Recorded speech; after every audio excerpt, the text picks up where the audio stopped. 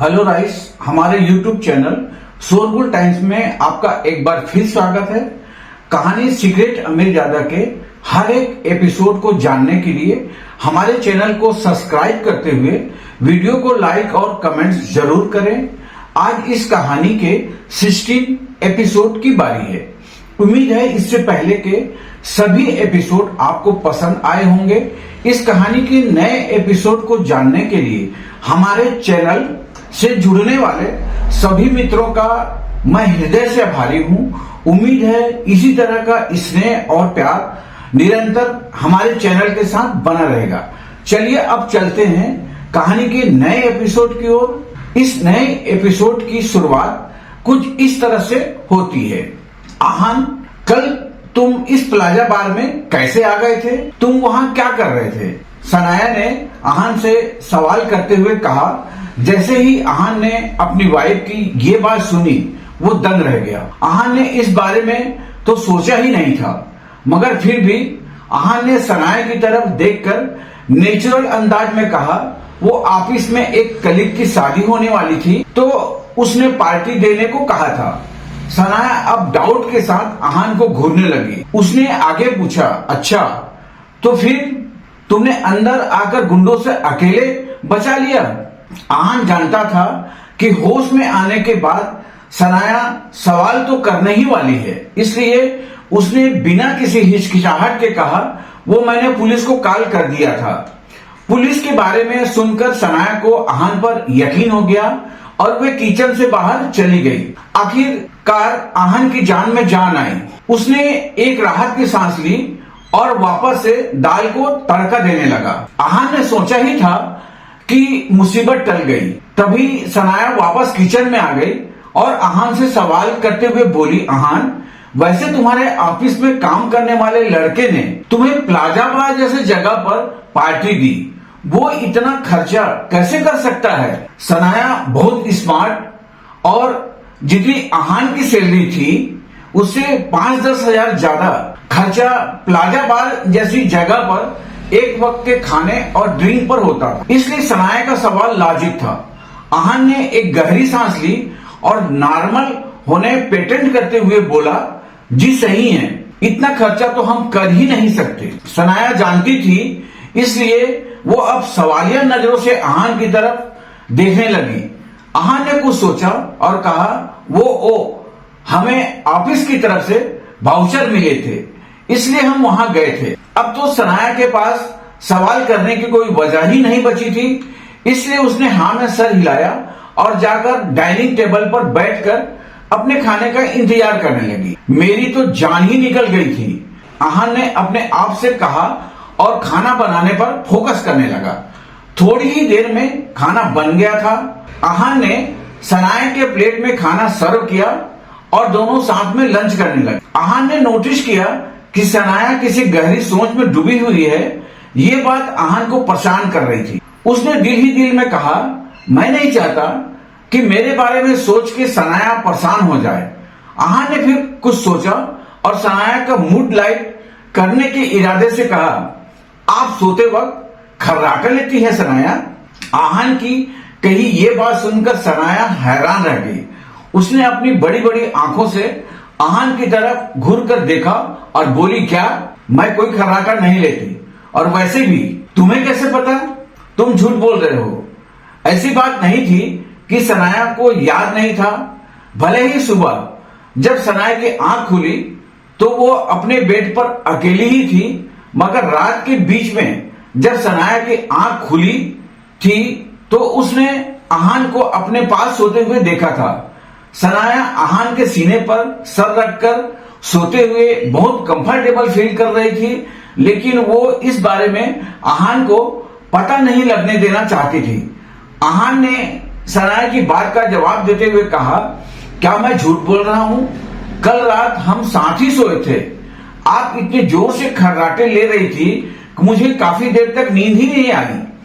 आहान की बात सुनने के बाद सनाया ने कुछ सोचा, ये आहान खर्राटे के बारे में क्यों बात कर रहा है? मुझे बहुत ही ऑकवर्ड फील हो रहा है। हाँ, अब यही रास्ता है। सनाया ने मन ही मन में कुछ सोचा और आहान की तरफ गुस्से से देखकर बोली, क्या कल रात तुम मेरे साथ सोए थे? जैसे ही ये बात बाहर आई, आहान की बोलती बंद हो गई। कल रात सनाया नशे में थी तो उसे वैसे भी कुछ याद नहीं रहने वाला था, लेकिन आहान ने खुद ही अपनी टांग पर कुल्हाड़ी मार ली थी। उसने सनाया के सामने अपनी सफाई पेश करते हुए कहा, सनाया, वो मैंने जानबूझकर कुछ भी नहीं किया। आपने ही मुझसे रुकने को कहा था। सच में? आहान को देखकर यह बताना बिल्कुल नहीं था कि वो कितना डरा हुआ था। अपने घबराए हुए पति की ऐसी हालत देखकर सनाया को जोर जोर से हंसने का मन कर रहा था, लेकिन वो आहान के सामने कुछ रिएक्ट करके बात को बिगाड़ना नहीं चाहती थी। इसलिए सनाया ने बहुत ही बिजी अंदाज में आहान की तरफ देखकर कहा, अच्छा तो ऐसी बात है, मैंने तुमसे रुकने का कहा था, मुझे तो कुछ याद नहीं आ रहा। सनाया अपनी ही टांग खिंचाई कर रही थी। आहान ने कुछ सोचा और मन ही मन में कहा, सनाया को लग रहा होगा कि मैं कितना बदतमीज हूं, अभी मैं उनसे नजरें नहीं मिला सकता। आहान ने फिर कुछ सोचा और कुर्सी से खड़े होकर बोला, ओ मैं हलवा बनाना भूल गया, अभी बनाकर देता हूँ। मीठे के बिना खाना अच्छा नहीं लगता, आप आराम से खाना खाइए, अभी हलवा लेकर आता हूँ। अपनी बात कहने के बाद आहान तुरंत किचन की तरफ चला गया। उसने तो सनाया के जवाब का भी इंतजार नहीं किया। उसे ऐसे जाते हुए देखकर सनाया की हंसी छूट गई। खिलखिलाकर हंसने के बाद सनाया ने अपने आप से कहा, ये आहान भी ना, इसे चढ़ाने में एक अलग मजा आता है। जहां एक तरफ आहान और सनाया के घर में हंसी मजाक का माहौल था, गिल कंस्ट्रक्शन की हवा में एक अलग ही टेंशन था। स्प्रिंग कॉर्पोरेशन से आने के बाद सौर और नीरज गिल की हालत गुस्से और चिढ़ से खराब हो रही थी। इस यश मेहरा की हिम्मत तो देखो, वो राजादा के कुत्ते जैसा है, लेकिन फिर भी हमारी इंसल्ट कर रहा है। सौर ने गुस्से से तिलमिलाते हुए कहा। अपने बेटे की ऐसी बात सुनकर नीरज गिल ने अपनी राय देते हुए कहा, मुझे लगता है कि जरूर उसे किसी ने ऐसा करने के लिए उकसाया होगा, या फिर वो किसी वजह से ऐसा कर रहा है। यश मेहरा एक बहुत ही होशियार बिजनेसमैन है, वरना वो रायजादा खानदान के लिए काम नहीं कर रहा होता। पता नहीं वो हमें इतना तंग क्यों कर रहा है। अपने पापा की बात सुनते ही सौर ने इम्पल्सिव होकर कहा, अगर ऐसी बात है तो हमें कानून की मदद लेनी चाहिए। हमारे पास यश मेहरा के साइन किया हुआ कॉन्ट्रैक्ट है, हम उस पर केस कर देते हैं। एक दो नोटिस देखेगा तो उसकी अक्ल ठिकाने आ जाएगी। सौर की बात सुनकर नीरज गिल डिसएग्री करते हुए बोले, बेवकूफी मत करो सौर्य, क्या तुम सच में राजादा खानदान के खिलाफ जाना चाहते हो? जिस कोर्ट में तुम ये केस करोगे, क्या एक पैसे के लिए तुम राजा से दुश्मनी मोल लेना चाहते हो? अपने पापा की कही ये बात सुनकर सौर को सारा गुस्सा धरा का धरा रह गया। उसने फिर सोचा कि अगर उसने गुस्से में ऐसा कोई कदम उठाया तो रायजादा खानदान उसे ऐसा गायब करेगा कि कोई भी उसे ढूंढ नहीं पाएगा। ये सवाल ही सौर को डराने के लिए काफी था। सौर ने फिर नीरज गिल की तरफ देखकर कहा, पापा तो फिर हम क्या करें? नीरज गिल खुद इस मैटर को लेकर परेशान था, इसलिए उन्होंने सौर से कहा, पता नहीं, चलो दादाजी ऑफिस में आ गए होंगे, उनसे ही पूछ लेते हैं। सौर ने अपने पापा की बात पर हामी भरी और इस सब के लिए सनाया को जिम्मेदार ठहराते हुए बोला, ये सब सनाया की ही साजिश होगी जरूर। अपने पर्सनल रिलेशन का इस्तेमाल करके सनाया ने यश मेहरा को हमारे खिलाफ भड़काया होगा। अब दादाजी ही बता सकते हैं कि इस मुसीबत से कैसे रास्ता निकालना है। इन दोनों बाप बेटी की जोड़ी के पास अब ये एक ही रास्ता बचा था, बाकी वो दोनों कर भी क्या सकते थे। इसलिए सौर्य और नीरज ये आनंद गिल के ऑफिस में चले गए। दोनों ने एक एक करके जो कुछ भी हुआ था उसके बारे में आनंद गिल को बता दिया। पूरी बात सुनने के बाद आनंद गिल के चेहरे का रंग काला पड़ गया। सौर्य ने फिर फ्रस्ट्रेटेड लगते हुए अपने दादाजी से कहा, दादाजी ये सब जरूर उस सनाया का किया धरा है, आपके फैसले से नाराज होकर उसने ये सब किया होगा। सौर की बात सुनकर आनंद गिल एक गहरी सोच में पड़ गए। इस बारे में सोचते हुए उन्होंने मन ही मन में कहा, सनाया ऐसा नहीं कर सकती। बदला लेने की नीयत सनाया की नहीं है। यश मेहरा जैसा कामयाब बिजनेसमैन सिर्फ किसी लड़की के लिए अपना काम और कैरियर खतरे में नहीं डाल सकता। लेकिन पता नहीं क्यों मुझे उस निकम्मे घर जमाई पर शक हो रहा है। जैसे ये ख्याल आनंद गिल के दिमाग में आया, उन्होंने तुरंत अपने आप को समझाते हुए कहा, नहीं नहीं, ऐसा कैसे हो सकता है। अगर सच में उस आहान में इतनी होशियारी होती तो वो मेरे घर में क्या कर रहा होता। आज सुबह से ही आनंद गिल को आहान के बारे में तरह तरह के ख्याल आ रहे थे। कई सारी पॉसिबिलिटी थी, मगर फिर भी कुछ लॉजिक नहीं लग रहा था। इसलिए आनंद गिल ने आहान के ख्याल को इग्नोर कर दिया। स्प्रिंग कॉर्पोरेशन की डील गिल कंस्ट्रक्शन के लिए बहुत ज्यादा जरूरी थी। इसे किसी भी तरह खोना आनंद गिल को बहुत बड़ा नुकसान करा सकता था। इसलिए किसी नतीजे पर पहुंचने के बाद उन्होंने सौर की तरफ देखकर कहा, सौर अब बस एक ही रास्ता बचा है। अपने दादाजी की बात सुनकर सौर के चेहरे का रंग उड़ गया। उसने घबराते हुए आनंद गिल से सवाल किया, आपके बात का मतलब है कि सौर आगे कुछ कह ही नहीं पाया। ऐसे कैसे हो सकता था। सौर की बात को पूरा करते हुए आनंद गिल ने कहा, जाओ जाकर सनाया से माफी मांगो और उसे कैसे भी करके मना लो। जो भी हो, कल सनाया को कंपनी में वापस लौटना ही होगा। ऐसी बात नहीं थी कि आनंद गिल ने चाहकर ऐसा फैसला लिया था। वो खुद भी ऐसा नहीं चाहते थे। बाहर वालों के लिए दिखने में ये सौर के मुंह पर हुआ थप्पड़ था, लेकिन आनंद गिल भी जानते थे कि ये थप्पड़ असल में उनके मुंह पर पड़ा था। सनाया को परिवार से बेदखल करने का फैसला आनंद गिल का था, सौर का नहीं। दादाजी, सौर आनंद गिल को ये कहकर मना करना चाहता था, मगर गुस्से भरे एक्सप्रेशन को देखकर उसने अपनी बात को मुंह में ही दबा लिया और बेमन से हामी भरते हुए बोला, ठीक है, मैं जाकर कोशिश करता हूं।